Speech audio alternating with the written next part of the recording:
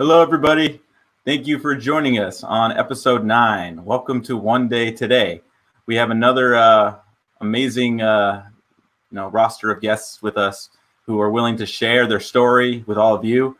I'm so glad that you're here with us and you're giving us this space for us to share and to contribute to each other in these uncertain times. There's a lot going on in the world, and despite that, this is what this stage is for. It's for people to show people that are up to things bigger than themselves, but also that there's a lot of beauty happening. There's a lot of powerful work amongst us and our neighbors, in our neighborhood and in our communities. And we're trying to highlight people who are doing amazing things, but also we want to have people share their stories just like you, because we are all better off when we can see the human in our neighbor, see the human in everybody, even despite the labels and the stories of, separateness. We are all way more alike and have way more in common than we could even imagine. And that's why this space is so important. When we share who we are, we see how connected we are.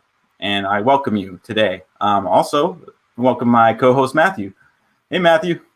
What's going on? How's everybody doing out there? How are you doing, Abram? Doing well today. Doing fantastic. I'm excited about today's show. We have I'm really excited to hear the guest share today. Had some good conversation before we went live, and it sounds like it's going to be an interesting one today. It always is. It always is. Well, I mean, we could just jump to it. Yeah, let's ready. Do it. Let's go ahead and bring Jacque on real quick. We got Jacque Zoccoli going first. Hello, Jacque. Thanks for joining us. Thank you. It's a pleasure. It's really an honor to be part of this whole thing. I'm excited about it. Oh, we are so too. Happy to have you. Yeah. Happy to have you. Well, without further ado, let's give you the stage. Jacque, take the stage. Okay, thank you so much.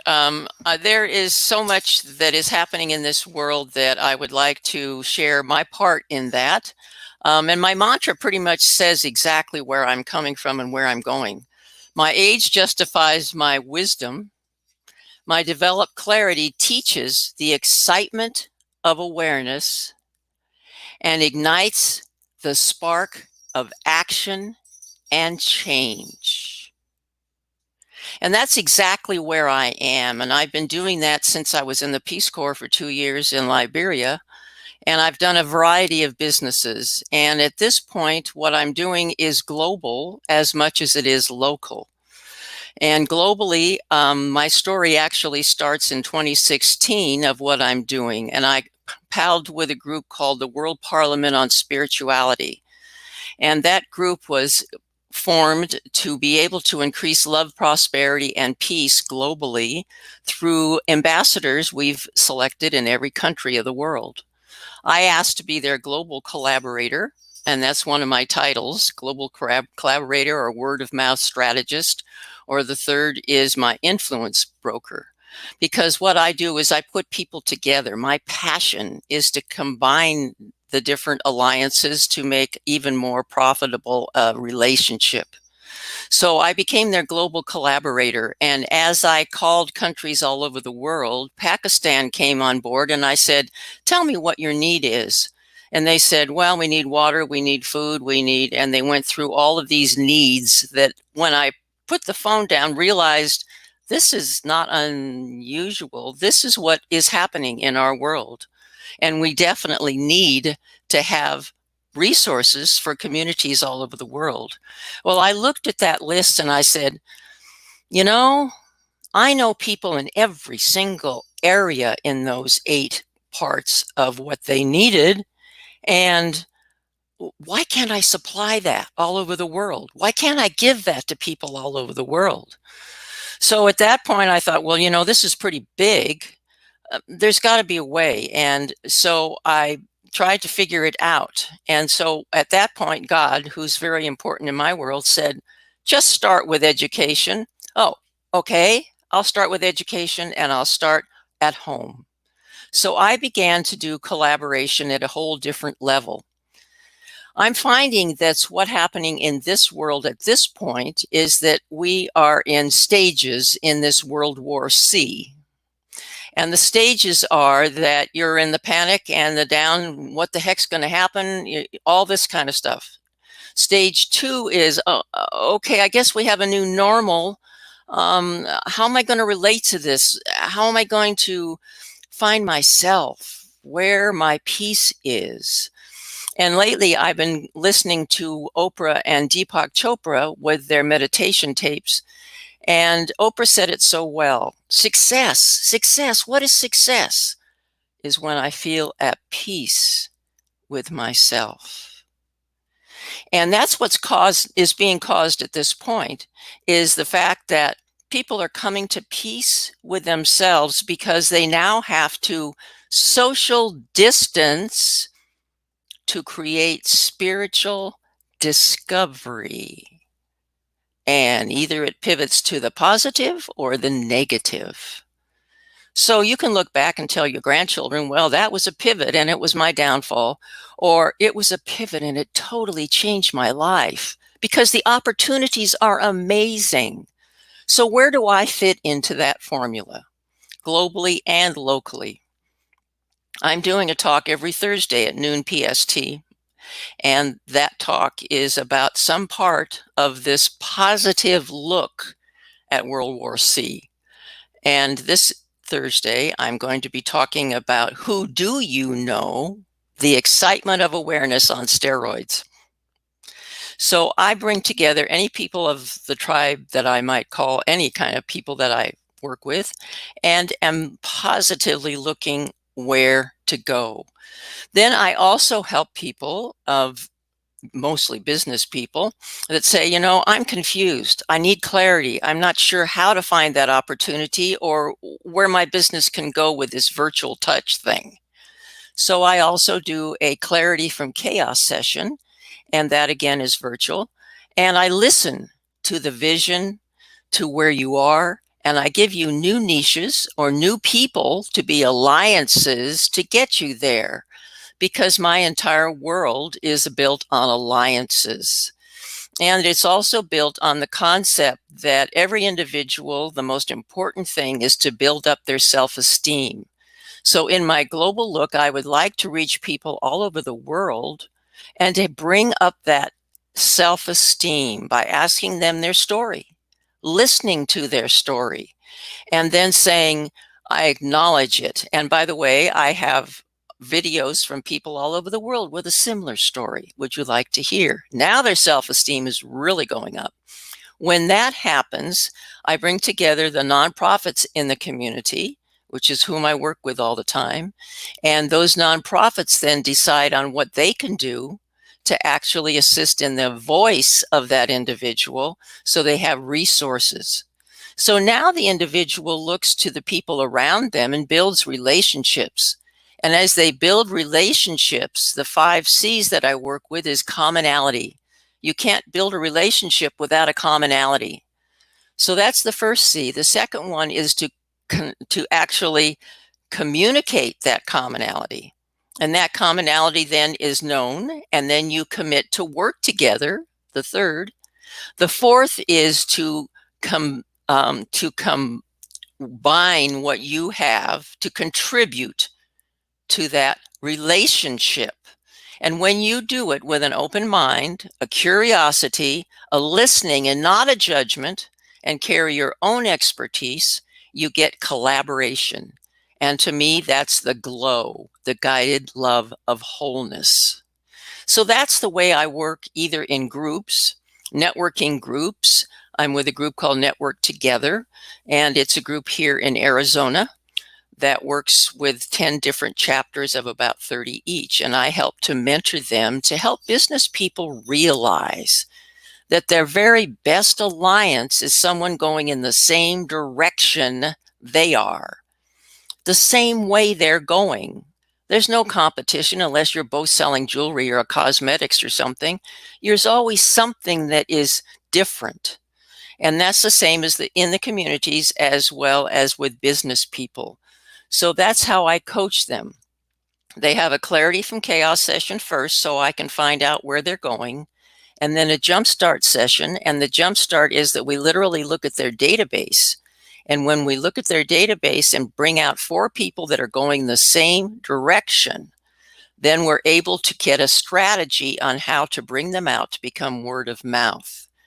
So I do all of those things with the community, with the business person, all for the whole concept of building the teams together and helping people to realize who they work with, who they play with, who they associate with, to be able to make it more profitable for everyone.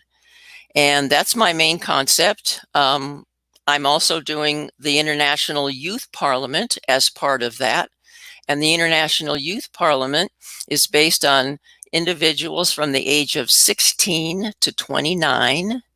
And we're working on the UN directives to increase love, prosperity, and peace.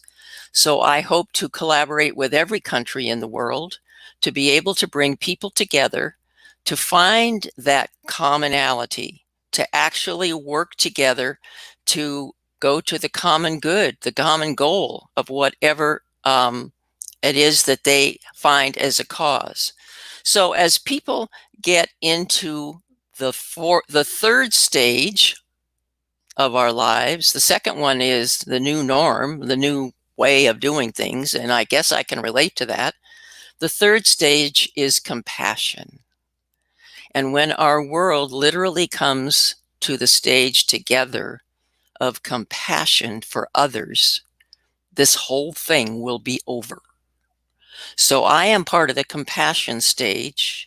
I help people to be aware of exactly what have I not accomplished in my life? What has my business not accomplished in my life?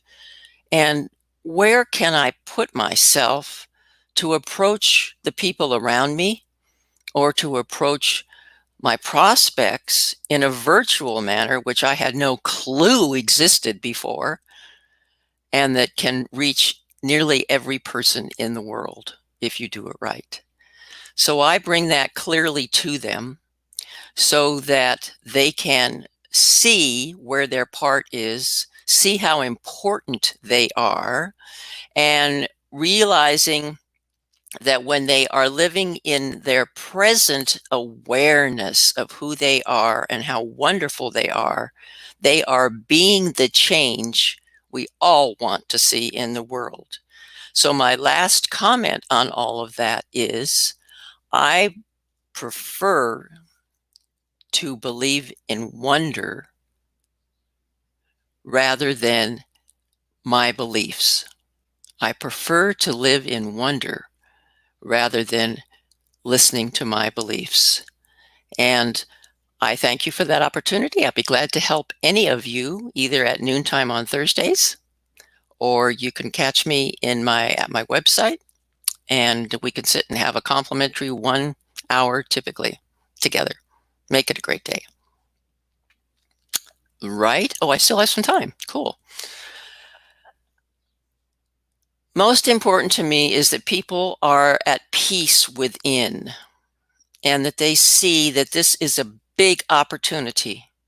This is huge. The only time in history when the world has absolutely had this much in common. To take advantage of the family that you now have that you didn't have before because you were so busy running and doing different things. Take advantage of the environment that is now coming back to us. I would love to see the earth now versus 2 months ago from a distance. I'll bet it's greener. And to remember these things as we move on. And to remember how much value you have. And I feel at peace because I trust and follow my internal guidance. Each of us has that absolute wonder within us. I assist people in bringing out that wonder and seeing how really beautiful they are so that they can move forward and do the rest of the story to create a better ending in their lives, either in their business by alliances or in their relationships, so that we can blend better together. And essentially, that's about it. I'm more than happy to work with anyone that would like to figure out where they're going. And I'm here for you to be able to do that. I'm Jacque Zoccoli. That's broccoli with a Z. Thank you, Jackie. That was really lovely. There's a lot to unpack in there, but there's one particular thread that I'd like to kind of tease out, if I could. Sure. You started at the beginning talking about Pakistan, and we need water, we need food, we need so on and so forth, and that pointed out the scarcity-based mindset that I see a lot of people stuck in, like this idea that there isn't enough resources to go around, and so we have to compete for food and water. Mm-hmm. And that is something I have found to be fundamentally untrue in my life. And the only times that I find myself feeling like there's not enough is when I'm trapped in a fear, like when I'm scared that something's going to happen, and that tends to manifest in my life. And then you kind of went into working in the teams, like the 3 or 4 people coming together.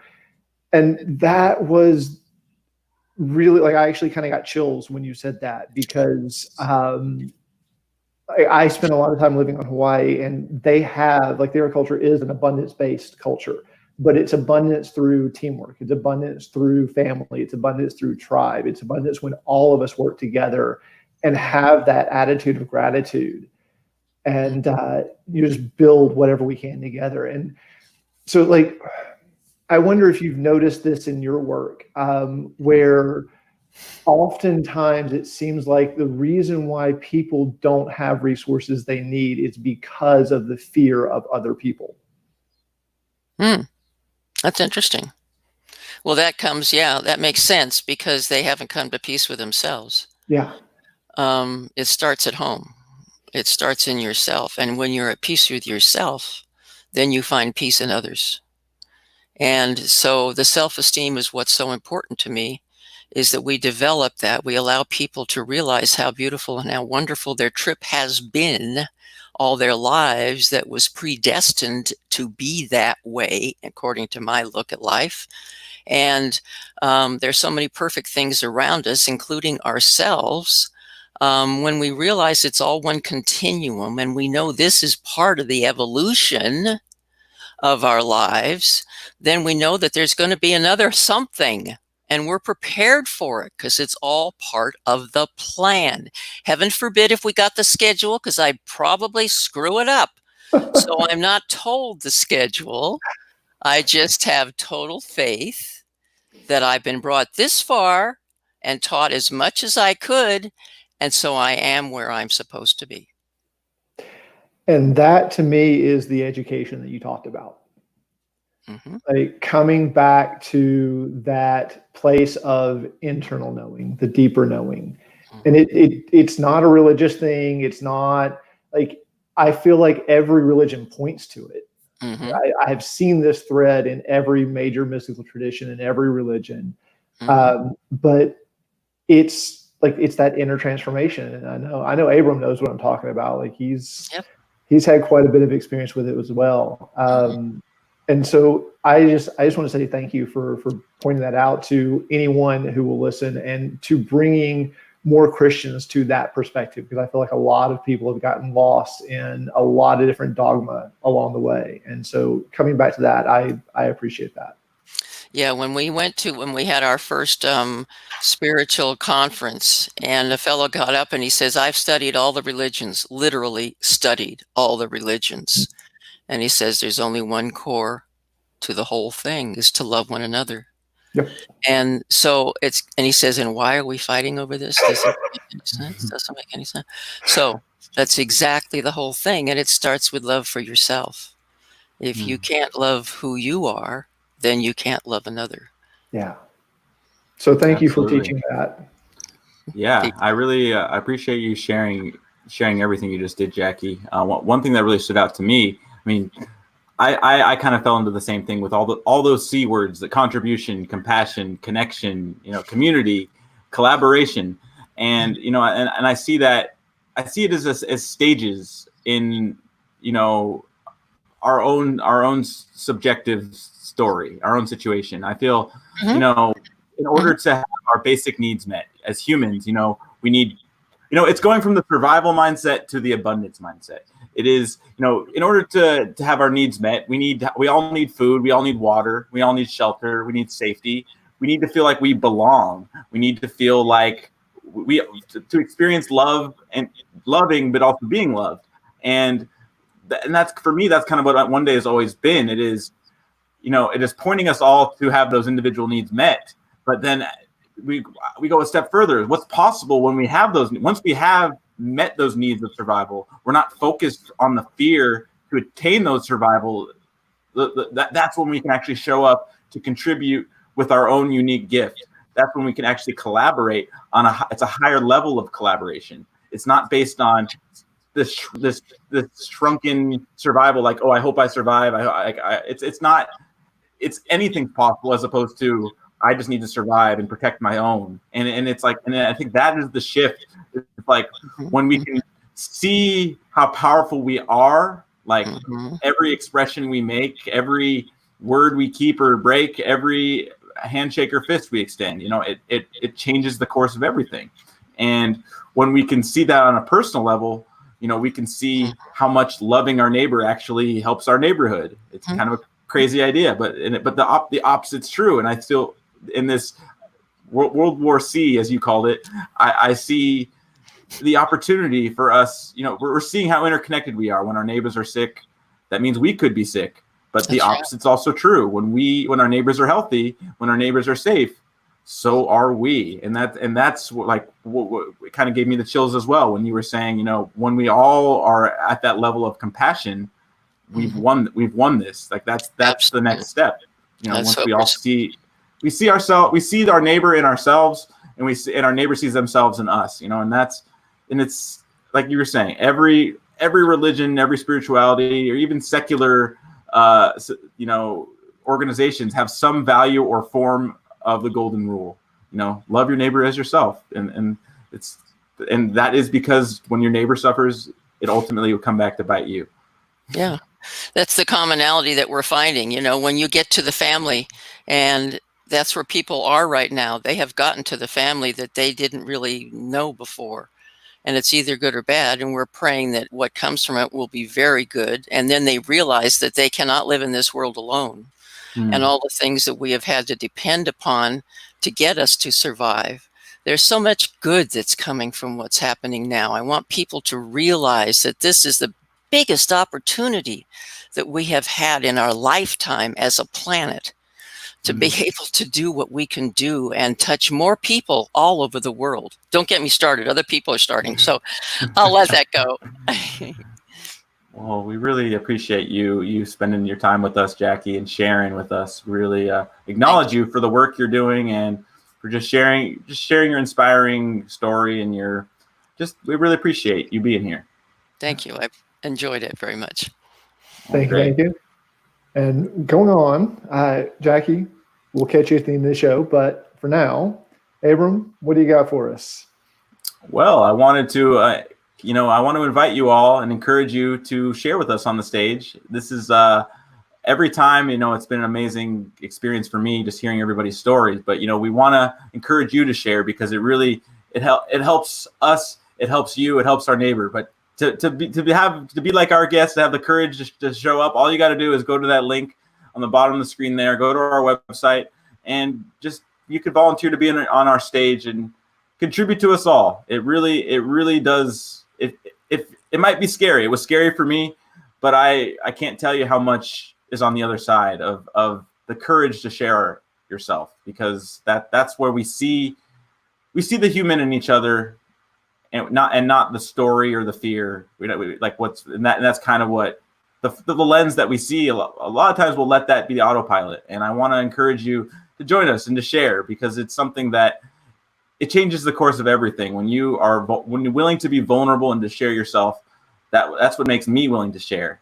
When I see that you've been through something and you're willing to stand up and share what you've been through, and how strong you are despite that gives me the strength to continue. So this is a way for us all to collaborate with each other and to contribute to each other. And I want to encourage you to please join us. So please go to our website. You can join us on the stage and share, just like these guests and these amazing people are. You can also volunteer and be part of the behind the scenes and making sure everything's going smoothly. And but also you have an opportunity to contribute monetarily, and you can always go to our website for that. So we got another share. Up next, we have Matthew Korban, who's going to share with us. Matthew, we got two Matthews today. Hey, Matthew. Thank you for joining us. Thank you for having me. Really appreciate you taking the time to be with us and for sharing your story with us. So I want to, just without further ado, I want to give you the stage, Matthew. Thank you. First of all, it's an honor to be here. Thank you, everyone. Thank you, Matthew. Thank you, everyone. Thanks for doing this and for inspiring everyone. What I want to do today is take everyone on a journey. I want to tell my story. It's a very personal story, and I used to hide it for so long.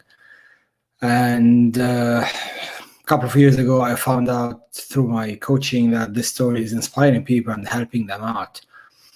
And I decided to start telling the story. Now, the story is so big, so intense that I'm going to require days to say it all. So I'm going to just say part of the story. First of all, before carrying on, let me just ease the pain of guessing. The accent you're hearing is a mixture of French and Lebanese. So yes, English is my third language. So there's a lot of processing and translation going on until the words come out. But I guess what I'm gonna share is very emotional and doesn't require any translation. Here we go. Okay, I want you to start by imagining yourself lying on the operating table during your routine checkup, and suddenly everything changes and things take turn for the worse. And you're watching yourself on the table, and you're thinking, are all the phone calls I didn't make, or the products I didn't sell, or the services I didn't sell important at this time? You're thinking about all the lives you didn't touch. You're thinking about all the moments you didn't spend with your loved ones, with your children, with your wife, with your husbands, with everyone around you. And suddenly you realize that a near-death experience changes everything. Now, how did I get there? I didn't just get there. I was planning for this my whole life. I'll tell you how. I was born in Lebanon in 1976, and for those of you who don't know the date, it's when the war was going on. It was the bloodiest war ever. It was when snipers were on the rooftops waiting for everyone who moves to shoot them. And I'm not talking about military snipers. I'm talking about everyone who has a rifle in his garage, just taking it and having fun, just like people do now in video games. So for the first 13 years of my life, we used to have a game whenever we were hiding in shelters from bombs, and the game was guessing the numbers. And we used to sit like friends together, or neighbors, or like, because we used to gather in shelters, whether we're in shelters or sometimes at school. And if you're not lucky enough, bombs will start falling, and we hide under the desks at school. And the game was guessing the numbers, and it was 80, 110, 130. And one day we heard something different, and I'm gonna tell you what that is. And we were puzzled and confused, and what was that? We asked an adult, and this adult told us it's a 240. And this was the cannon calibers that was bombarding us. And as kids, it was fun for us, but hey, we didn't have anything else to do. So I had this idea that I did not want to grow up in this area. I just wanted something different, and I started pressuring myself. I started studying hard. I started doing whatever it takes just to get out and to do something else. And this is how our childhood programs us, and this is how we program through our childhood. So my father was never around. He was always working away to provide. I remember I was 9 years old. I asked him, when you coming back home? And he said, in a couple of years. And I asked him the same question last week, maybe, and the answer is still in a couple of years. My mom was and still very sad, lonely, and angry. And for me, growing up alone, I had a couple of things just to keep me going. I used to train martial arts. I had my faith and my music, and that was it. So until I graduated from college, I changed nearly like 15 school and college in maybe 3 or 4 different countries. I graduated and I started working hard and hard and hard just to get away. My marriage was suffering. I didn't know that until I knew. So I was always away providing. My family were here in the States. We're in Ohio. And I was away for a big part of the time. And I used to send lots of gifts for everyone just to make up for the guilt feeling that I had.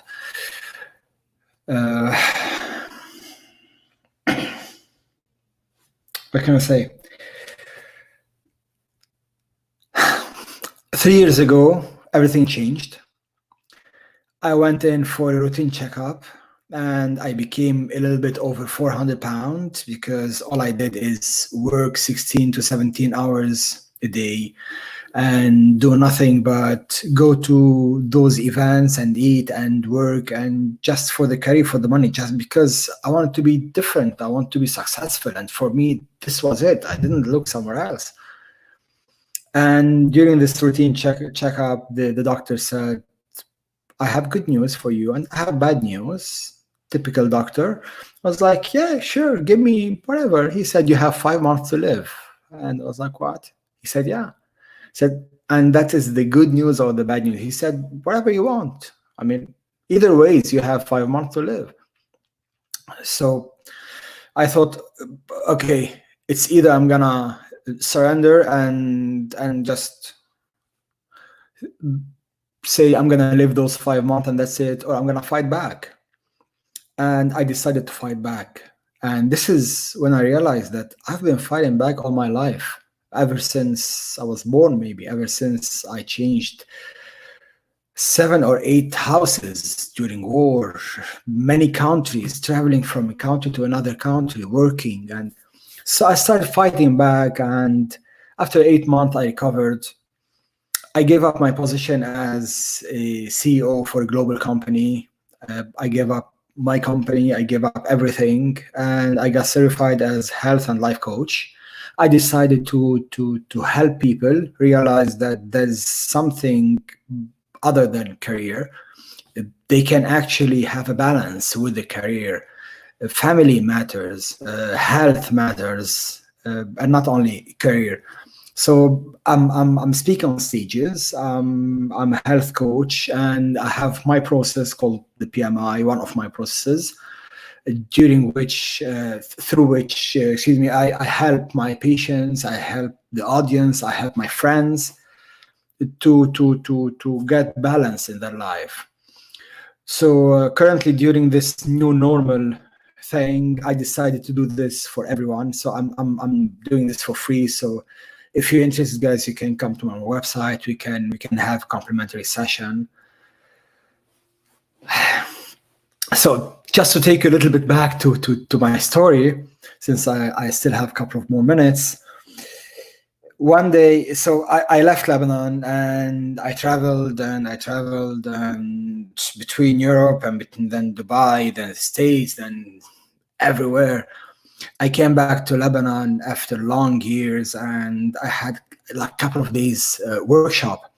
And I went to this hole-in-the-wall coffee shop, and I sat there and I was like, okay, I'm gonna start counting the seconds and just wait for my plane to take me away tomorrow, since being here brings all of these unpleasant memories. And I was sitting in this coffee shop reading a book and having my music on, and here's this gorgeous girl that comes in, and she sat on the other couch, and the whole coffee shop is just 2 couches, by the way. So I stood up, I went next to her, I sat next to her, and I nudged her, And without even looking at me, she had her book in her hand and she was like, not interested. I was like, gosh, you're still mean. So she looks at me with her big, gorgeous eyes and she was like, oh my God, that's you. Yeah, that girl was my best friend from school. We used to sit on the same desk together. We used to run together. We used to hide together. We used to guess these numbers together. And today she's my wife and still my best friend. We have 2 boys together and we have beautiful family together. What I want to say is, just when you think that the whole world has given up on you, just when you think that the whole world is falling down just because you fell, it's not true. There's always someone there for you. And no matter what happens, my jiu-jitsu instructor, my martial arts instructor used to tell me, whenever you fall 6 times, make sure you get up 7 times. And now I know what he means, because it doesn't matter if I get up crying or with bruises or hurt, I still get up and carry on, and it makes me stronger. So this is part of the story I wanna share with you, and I wanna tell you something. Through my process, which is the PMI, it's pivot, move, and inspire. And the first thing to do is pivot. So when you fall, whether you're in this new normal thing that's happening today, or something happens to you and you fall, is if you're experiencing some problem or some trouble, don't just put yourself in a box and sit there and just cry over whatever's happening. Just, you need to pivot. The first thing to do is pivot, then to move forward.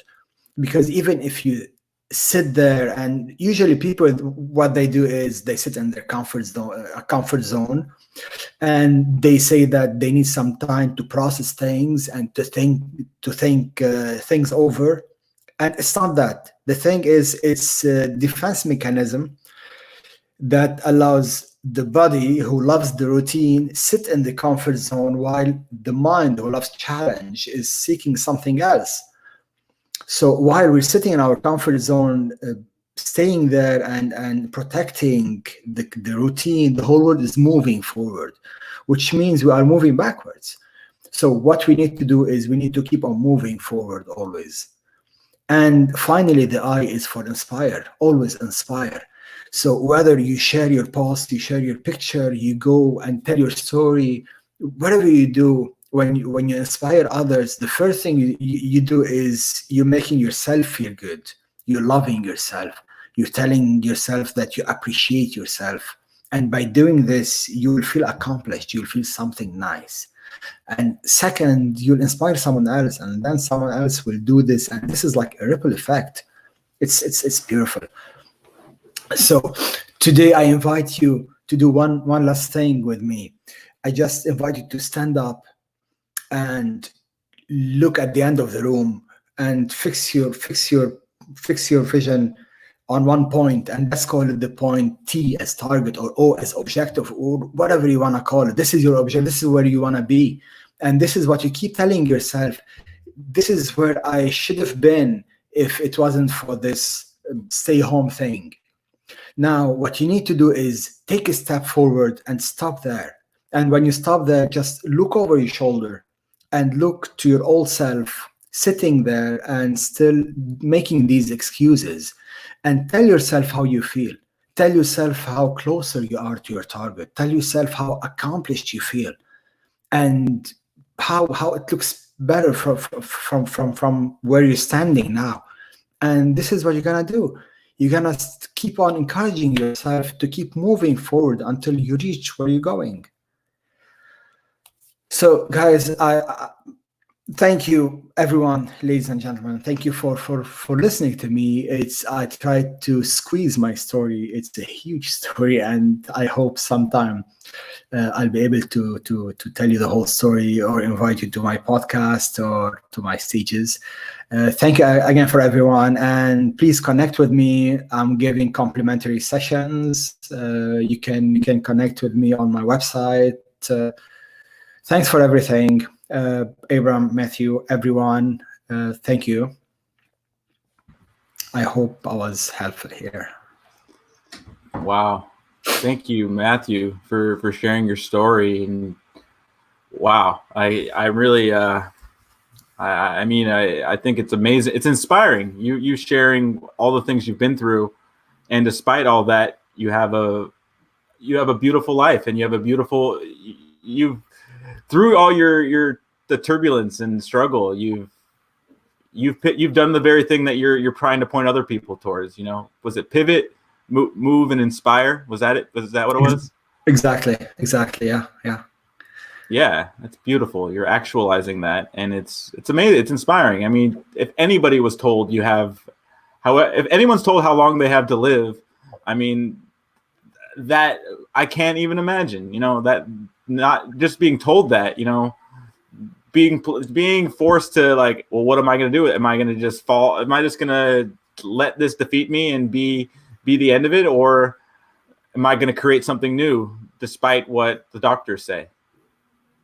And that's amazing. Yeah, but absolutely, it's what you make out of your life. I mean, if you decide to just sit there and surrender, you're just doing it on yourself. I mean, you got to keep fighting. You got to keep going forward, inspiring people around you. I mean, yeah, a big part of me doing this is knowing that I have my kids watching me, and what example I want to set for my kids, what example I want to set for my clients, for everyone around me. And it was a big pressure on me.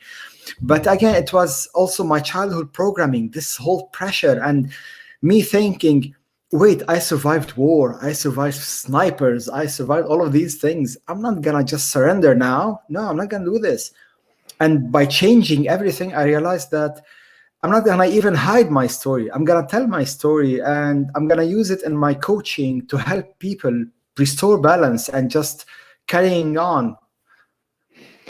Yeah, you made a choice that I don't know a lot of people who even realize that they have that choice.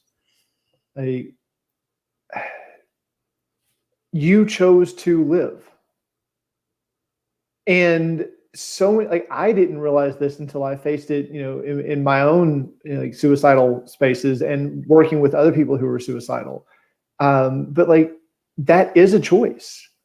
I may not have chosen to be born, but once I reach a certain age, every breath I take is a choice. Yeah. And if I'm gonna choose to be here, if I'm not going to get up the courage to actually kill myself, then make the best of it, right? Like that's what it comes down to, I feel like. Mm-hmm, mm-hmm. Yeah, so, that's what. Yeah, like that's a beautiful gift. I'm so glad you're sharing that with the world, because like just knowing that there is that choice, which isn't something that's talked about in most cultures, is a huge eye opener, I found. Yeah, it's so true. I mean, this is you put it right. It's a big choice, and it's really investing in this thing that really matter. And it's not only work, for example, or whatever. It's really taking a step back, looking at your life and evaluating it and prioritizing the things that matter. I mean, a big part of my life, I wasn't doing it right until I got this shake. And then rather than just surrendering, I thought, no, this is something good. So this is my opportunity to flip the negative and to become a different person. And that's the crazy thing about it, is like, until we actually realize we have that choice and make that choice, are we really living? I wasn't. So yeah, share that more. Thank you. Thank you. Yeah, it's beautiful. It's, living by choice and not by chance. That shift is, I like that. It's so powerful, and it's inspiring you sharing that. And it's what I want to know is what's possible when the three of us live by choice, when all five of us on the stage today, when everyone on our block, like what's possible when we all decide to live by choice, and like when we all face our own struggle, our own brush with facing that choice to live or not, like, because we could all just play autopilot and just try to survive and try to take care of ourselves, and but there's another way, that you don't have to just accept. We don't have to just become our own suffering. We could actually choose something bigger. And when we all show up that back to what Jackie was saying, that's when collaboration is possible. When we all live by choice, we can create beautiful things that we can't even imagine. And you sharing your stories is a testament to that. So thank you, Matthew, for sharing. Thank you. All right, Matthew, thank you so much. We're going to jump ahead now and save time for our final guest. But before we do, Abram, I think you have one more little thing for us, don't you? Yeah, I just wanted to remind all of you, we at the One Day Movement, this why we are here is to give a space for all of you to share yourself. And we are building communities, we are building bridges, and we couldn't do this without you. We really want to give you a space to share who you are, share what you have. There's something you have a unique gift, genius, talent, passion that none of us have as much as you do. And we want you to share that with us, because I forgot the exact quote, but there's I think it's Helen Keller. I can do things you cannot. You can do things I cannot. We can do great things together. And we just want to give you the space to shine who you are, because when you show up, that's when we all can do beautiful things. And we want to encourage you. Please join us. Join us on the stage here. You can go to the website, get more info about all things One Day Movement. We are just getting started, but you can share on the stage like these amazing guests. You can join us and volunteer and be a part of the back ends of all the things we're up to that are coming in the future. But thank you for giving us this space. We could not do this without you. I'd like to introduce our last guest. I'm excited to have Pastor Elaine Briefman. Hello, Elaine. Hi, guys. Thank you so much for being here with us. We really appreciate your energy and your time. Oh, I'm excited about it. I'm very excited about it. Absolutely. So are we. Awesome. Awesome. Well, without further ado, I'd like to introduce Pastor Elaine Briefman. Elaine. Thank you. And I have to say, it's been such a blast just sitting backstage and listening to these stories. And I did go and look at previous versions just to see the different speakers. And I'm amazed when I get so excited to hear the true stories of people's lives. And again, that pivoting point. So like even when Jackie said, I saw this and it just started this whole trajectory of something else. And then to hear, Matthew talking about how he now works with suicidal people. And then also thinking about the other Matthew, who's like speaking in his third language to help people. I mean, that just like floors me. So it's exciting. I used to tell my boss, don't send me to these things because I get so excited. I can't contain. I want to go home and do something. So I'm really, really thrilled to be here. So thank you guys for allowing me to come on. And I know that Matthew said, share something personal. And so I shared the story when I was about 8 years old. I was in the back bedroom and I heard my mom call me from the living room. And so because my parents were kind of like really abusive, I figured I was in trouble for something. So I walked down the hallway and I get down to the living room and I could see my dad sitting on the couch behind the newspaper. And my mom looks down at me and she goes, your brother says your dad's been touching you. Is that true? And I'm like, yeah. And she looks over at my dad and she goes, is that true? And he never even looks up from the newspaper. And he says, I don't know what she's talking about. So she looks down at me and we have this conversation, but every time she brings my dad into the conversation, he doesn't even ever look up. And one time he said, I don't know, I don't recall what she's talking about. And I got really mad. And I'm like, what do you mean you can't recall? I started yelling, which is something like back then you just didn't do to your parents. I'm like, what do you mean? What do you mean? It happens all the time. It happens yesterday. And sadly, the conversation, it just stopped. And because of my dad's lie, I started believing lies about myself. And so I believe that when I have the guts to stand up for myself and to speak the truth and to be genuine about myself, that it's not going to make a difference. It's not going to matter. And I also learned that I don't matter. And so I kind of like shelved myself and I learned how to become who anybody else wanted me to be. So no matter any environment that I went into, any situation, I would just like try to fit in really well. So I ended up having this like really split personality kind of thing. And I didn't really know who I was. And I became a very good follower. And the concept of leading, I mean, was never even in my mind. I would have never thought of that. And so it led to a lot of dysfunction. And I was a really prolific teenage alcoholic and, promiscuous and all that kind of stuff. And I ended up going through tons and tons of therapy. And so it doesn't really surprise people when I tell them that I became an ordained pastor and a licensed marriage and family therapist. And I just tell them I'm a high-paid codependent. So you might be codependent, I just get paid to be codependent. And so, you know, I had all these years of therapy, and then all my years of training, like 11 years of college, and then all of I practiced therapy for 20 years, professional therapy for 20 years. And then all my education to become a pastor as well, and all the experience that goes along with that. But I noticed that my clients would still get stuck. And these were people who, like, they genuinely wanted help. I mean, they were coming to me and they genuinely didn't like something about their life, but I noticed that they kept getting stuck. And I kind of got frustrated. And because I consider myself fairly bright, and I'm thinking, you know, really, why? And so I was sitting on my couch one day, and I had a moment of what I really believe was divine intervention. And I'm just sitting there going, why? And I'm thinking about these clients who are kind of stuck with their personality and identity and that kind of stuff. And I heard two words. Would you like to know what they are? Identity abuse. Identity abuse. And I'm like, identity abuse? What is identity abuse? Now, I'd heard of sexual abuse, I'd heard of physical abuse, but I never heard of identity abuse. Now, I would have never put those two words together. So identity, it's like kind of an ethereal kind of concept. And then abuse, like, how can you abuse that? But what I realized was what had happened to me is that my identity was abused before I even was aware I had an identity. And so I started believing things at an extremely young age, having no concept that I was even believing them.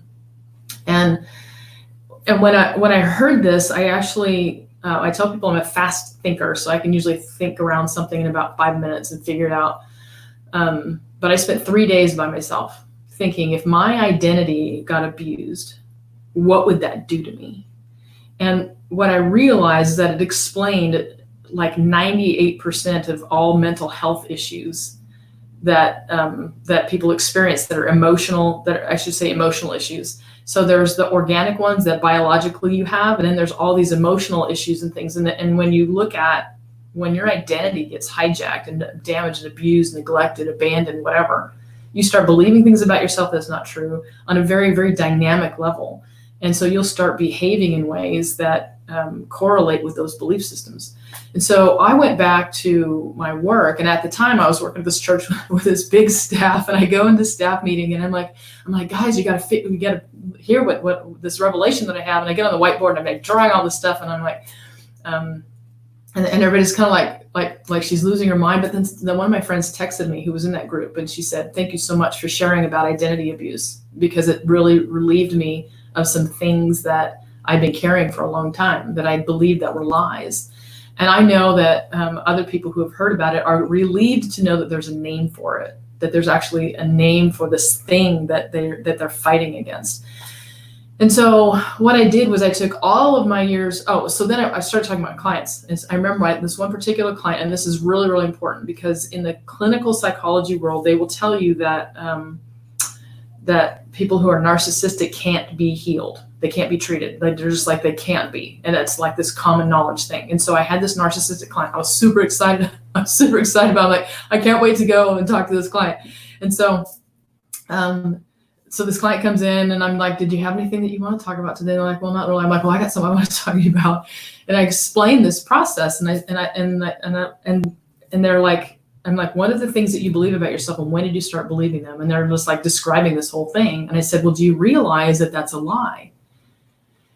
And there was something that clicked in their mind, and they cried for like 40 minutes. And they said, you mean I never have to prove myself again? And I said, no, never. And it was just this big relief, and dynamically changed. I mean, in just that short period of time of just understanding that they've been believing lies, it profoundly impacted them. And so I took all of this knowledge and all this experience, and I crammed it into a course that I call Identity Abuse Busters, because I just thought, you know what, we're going to beat this thing back. We're gonna beat back identity abuse, and I think that it's evident that people can be healed from this. And so you can find it at identityabuse.com, and the whole thing has three themes. Three overarching. There's several lessons, but there's three themes. And the first one is that you do have an identity that's discoverable, and it's valuable. It's unique on purpose. It's designed uniquely on purpose. You're not like anybody else on purpose, and that's a good thing. The second one is you're going to be lied to every moment of every day. Excuse me. And then the third thing is that you can, and this is what Matthew was talking about, you guys were talking about earlier, choose. You can choose to believe truth even when it doesn't feel true. And that's where I spend a lot of my time. You can choose to believe truth even when it doesn't feel true. So I tell this story about the day that God made you. So I'm going to pick Abram just because I had to pick somebody. And so I'm going to tell you a story about the day that God made Abram. So the God that made this beautiful backdrop, the oceans, the mountains, the trees, everything that we love, stopped everything he was doing one day and he said, I'm going to make an Abram. And he took the cells of your body and he swirled them in his hand and he thought about the color of your eyes and the color of your hair and the shape of your toes. And he was so excited. He was, angels, check it out, I'm making an Abram. And they're like, wow, God, you've never made anything like that before. And he said, no, Abram's different. Abram's different than anything I've ever made before. And the way he sees the world and responds to the world is going to be different than anything I've ever made before. And he thought about your favorite food, and your favorite color, and your favorite animal. And he says, this is good. He says, Abram, I love you. I love you so much. Everything about you matters to me. The things that bring you happiness and joy, but also the things that bring you sorrow and pain, it all matters to me. And Abram, it's my hope for you, as it is for everyone, that when I put you in the world, that you have two parents that tell you every day how much you matter to me, every day. Now, some parents, they do their job really well, and other parents not so much. And then some parents run around, and then sometimes bad people do bad things to good kids. And Abram, the world's going to come along and say, you don't look right, you don't sound right, you don't live here, you don't know these people, you don't have this stuff. And every day, thousands of messages will bombard you and make you feel like you're not good enough for me. And Abram, it might get really hard for you to hear my voice and remember how much you matter to me. But Abram, I want you to know that every moment of every day, I'm right by your side. No matter where you go, no matter what you do, I will never abandon you. And Abram, I also want you to know that I'll never be disappointed in you. Now, I might be disappointed in some things that you say or some things that you do or even some things that you think about, but I will never be disappointed in who you are, because you, Abram, are exactly the way I created you to be. And I am your biggest cheerleader. And I'm looking forward to seeing you again someday and welcoming you home and giving you a great big hug. And I hope you remember that every day for the rest of your life. Now, that story really is based out of Psalm 139. Everything about you, your entire design, is uniquely designed by God for an eternal purpose. And when we receive that and embrace that, it helps us then defy the lies that we have coming to us all throughout the day. Now, so the first one is you are valuable, you have an identity, we can discover that. The second is you're going to be lied to every day. Statistically, 3,000 messages come towards us every day, whether it's a bumper sticker, the radio, television ads. Every day, 3,000 messages. Most of them are pitched to try to get you to buy something or be somebody that you're not. And just to recognize that and recognize that when a lie is coming to you, when somebody's pitching you, and to be able to say, I don't need to receive that. And the third thing is learning how to choose to believe something even when it doesn't feel true. Now, a lot of people will feel things and they'll think, well, it feels true about me, so therefore it must be true about me. And so I tell the story about if you're listening to this and you find out that the house down the street that let's say your mom is visiting down the street and the house is on fire, and you get a text from your mom going, come help, the house is on fire. So you shut off the camera, you run down the street, and as you're getting there, somebody else texts you and says, hey, the neighbor's gone in to get your mom out. So you get to there and the house is like completely burned down, and your mom comes up and just gives you a great big hug. And the fireman comes up to you and says, well, the neighbor died getting your mom out of the house. Now, in the midst of hearing that short story, your emotions are going to go like all over the map and you're not sure how to feel. But the interesting thing is that the entire story is a lie and your emotions are going along with it. And so I regularly tell people you cannot use your emotions as a dictator of how to behave or what to believe. Emotions aren't bad. They're a natural part of humanity, but we cannot choose our behavior based on how we feel about things. So the end of the story, years later, the police did come to my house, and it was about 13 years later, and I had the guts to actually tell the truth for the first time to somebody in public. I mean, I had never spoken before and told them everything about what my dad did, and my dad did go to jail. So I tell people, I am proof, and you can be too, to know that the truth will set you free. So that's my story. I'm sticking to it. Thanks, guys. Thank you so much for sharing that, Elaine. That was awesome. You really you said a lot in that, and a lot of it resonated with me. And it was interesting. I've never heard that concept, identity abuse, and that's a very interesting way to put it. You know, it's I guess a question I want to ask you: what at what point did you realize you weren't who you thought you were? Honestly, it was kind of transitional, but there was a moment where, which is a completely different story, where I really understood that I believed lies about myself, and that was in 2012. So it wasn't that long ago, and I really feel bad for like all of my clients and all the people that I pastored prior to that. I feel really guilty because it's like you don't know the half. It's like now I know more, you know. And it was actually understanding that my past was my past. And I was no longer identified by my past, that I was completely 100% forgiven.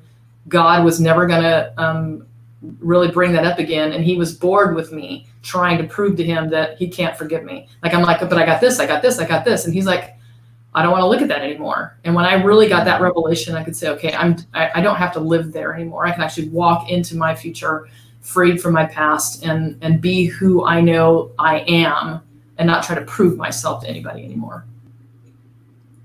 Wow. Yeah, that's beautiful. So many things come to mind. I feel like I could talk to you a while about this. I've been, well, I'll bring this up because you are a pastor. I've been doing a lot of, you know, studying research on all theology. But one thing comes to mind is St. Paul and his whole experience. For me, it's distinguishing between an idea and an experience. And one thing, you know, whatever your opinion is about, you know, the Bible, as I read the Bible and I read, you know, and I see the context in which Paul wrote his letters and his epistles, you know, when he had an experience that rocked his world, you know, when Jesus spoke to him, something happened that changed his entire perspective of the world. His entire experience of being human shifted. It wasn't, and the different, and I guess something that the distinguish between, it's not an idea that changes. It's not like you Elaine could have an idea and you'll share it with me, and I was like, here's what I think of your idea, and they're like, oh, here's what I think of your idea of my idea, and we could go back and forth. But an experience is something completely different. You can't unhave an experience. An experience fundamentally changes how we even perceive our own experience of the world. Our very experience of being human is shifted. And for me, that's kind of what I think of when I think of identity abuse. When I think of who am I underneath all the lenses that I, and all the stories I believed as a child, all the things that you know, when I was picked on and I was different and poor, being a victim, and why is life so hard? And I mean, that story that I lived in, you know, the experience of who I was, of truth, was way bigger than my idea of the concept. And like, for me, it was when I experienced that truth or God are not my idea of God, is not, or my idea of truth. It is not my thoughts about truth or God. It just is. It's an experience. And I think, and I can't help but think of it. And I see when you were sharing, it's like, it sounds to me your experience shifted your whole outlook. And absolutely. So just the concept of identity abuse, people say, I've never heard of it. It's like, because I haven't talked to you yet. And it's like, I get on every platform that I can to say, this is what God told me. I'm sitting on my couch going, why are my clients getting stuck? And I hear two words, identity abuse. And I'm like, well, what does that mean? So I tell people, when God tells you to tell something, God tells you share it. And it's setting people free because they realize that their identity was abused. And when they look back and say, wow, I started believing lies here, they're totally able to say, I'm not going to believe that anymore. And they're freed from that. And then my mountaintop experience, literally, I was actually on a hill when I had this experience where Jesus walked up to me and he holds out his hand to me and he goes, let's go play. And I'm like going, yeah, no. And that's when I look to God and I'm like, God's got to explain to him, there's no way I can go do that. And God says, and his face is completely plain. And he says, I don't look at that anymore because I'm trying to explain to him why I can't, right? And he goes, and he paid the price, so I don't have to. And I'm like, okay. You know, and just like, and it was like for the first time in my life, I realized I never really believed I was forgiven. I never genuinely believed that. And I came off that hill dynamically changed, and I spent a lot of my time just really saying, okay, who you are and what you believe. Do you believe in the character of God completely, fully? Do you believe, or are you practicing a religion? And when you, like you said, when you have an experience, you can't undo that experience. And for a long time, I didn't talk about the experience because I was afraid of what people would think. But now when I tell people that, even when I'm face to face with somebody, and I hold up my hand and I say, let's go play, and they imagine Jesus saying that to them, they start weeping, that Jesus would want to go play with them. And he's like, I'm alive, let's go play, you know? And so I wrote, let's go play, and I have it on the back of my front door. So when I'm leaving, I'm going to go play. I really appreciate you sharing that. Like, I grew up Christian, and when I was 14, 15, like, I became very disillusioned and stepped away. By the time I moved to Hawaii when I was 26, I was full-blown atheist. And after living on Hawaii for 2 years and having what I can only describe as magic thrown in my face every single day, I had no choice but to go, okay, clearly there's something more than what science can explain. Absolutely. And so I had actually studied all the religions from the time I was 16 till I was about 24. And I've forgotten almost all of it now, because once I realized the big picture, that they all essentially say the same thing. All mystical traditions, they all say the same basic thing. You know, love yourself, love your neighbor, love the divine. We are love, be love, love is light, you know, whatever, like however you want to put it. And so, like, I jumped back into mysticism from more the Buddhist perspective and the shamanist perspective. And like, that story of identity is literally my experience of going through the shamanic initiations and discovering the identities that I held for myself, and discovering all the lies that is what they essentially were. Like, none of them were really real. None of the identities that I believed in were real. And to experience that revelation of, oh, this is all made up. We made all of this up. We can make up whatever we want. Like, we are creators. We are made in the image of God. God is a creator. We can be creators. That all, it all comes together. And so, like, I really appreciate that. Like, I feel like in a lot of ways, I'm seeing this merging of science and mysticism and religion. You know, all of these three great traditions that were all asking the same questions are finally coming to the same conclusions. And I really enjoy it. And that kind of brings me to something that I'd like to try something a little bit different today. There's a video that I sent the other day, and I caught it first thing in the morning and just cried my eyes out after watching it. So I'm going to bring everybody else back on real quick after I share my screen, because it's going to make me do that first. And this is a short 4-minute video, and I'd love if we could all watch it together and maybe get a quick reaction afterwards, because I feel like it ties everything we've been talking about today together really well. Tell me the one about the marks again, then I'll go to bed. But my boy, you're growing weary, sleepy thoughts about your head. Please, that one's my favorite. I promise, just once more. Okay, snuggle down, my boy, though I know you know full well. The story starts before then, in a world I once would dwell. It was a world of waste and wonder, of poverty and plenty, back before we understood why hindsight's 2020. You see, the people came up with companies to trade across all lands, but they swelled and got much bigger than we ever could have planned. We'd always had our wants, but now it got so quick. You could have anything you dreamed of in a day, and with a click. We noticed families had stopped talking. That's not to say they never spoke, but the meaning must have melted, and the work-life balance broke. And the children's eyes grew squarer, and every toddler had a phone. They filtered out the imperfections, but amidst the noise, they felt alone. And every day the skies grew thicker, till you couldn't see the stars. So we flew in planes to find them, while down below, we filled our cars. We'd drive around all day in circles. We'd forgotten how to run. We swapped the grass for tarmac, shrunk the parks till there were none. We filled the sea with plastic because our waste was never capped, until each day when you went fishing, you'd pull them out, already wrapped. And while we drank and smoked and gambled, our leaders taught us why. It's best to not upset the lobbies. More convenient to die. But then in 2020, a new virus came our way. The governments reacted and told us all to hide away. But while we all were hidden, amidst the fear and all the while, the people dusted off their instincts. They remembered how to smile. They started clapping to say thank you and calling up their mums. And while the car keys gathered dust, they would look forward to their runs.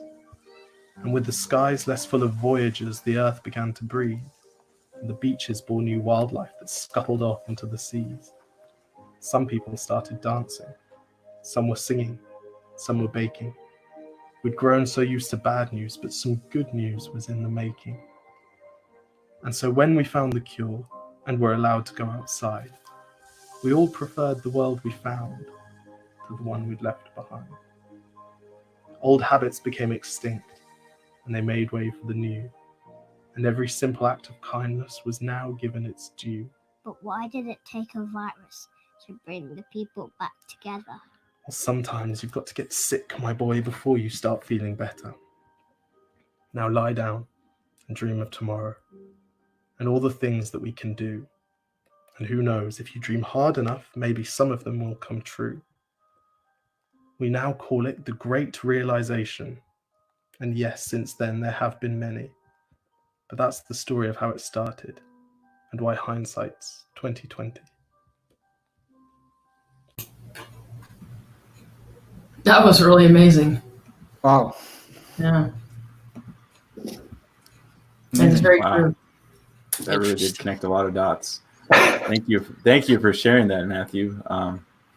Wow. And thank you, Elaine, for sharing. It's amazing how many dots get connected with nothing that I even tried to do. It just falls into place. I really want to say thank you all for sharing, and thank you all for hanging out and just giving us a space to listen to us share. You know, there's so much power and so much, the courage it takes to share is amazing. Of all these people that are sharing their story that really lifts us all up. But I want to thank our guests. Thank you all for hanging with us. I hope all our guests, I hope you all come back again and share with us some more.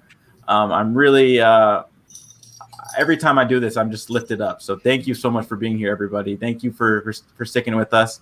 And one thing I will say, you know, one day is not a future maybe. It's not a someday maybe, but not now. One day it is a right now experience.